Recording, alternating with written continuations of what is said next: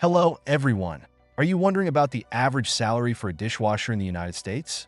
Let's explore. The average annual gross salary for a dishwasher is approximately $27,417, which translates to about $2,285 per month.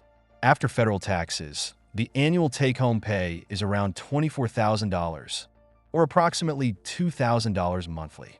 Where you live plays a significant role in how much you earn.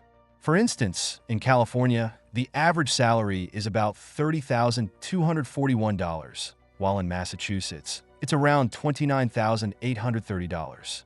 In contrast, states like Alabama offer lower average salaries, approximately $25,196.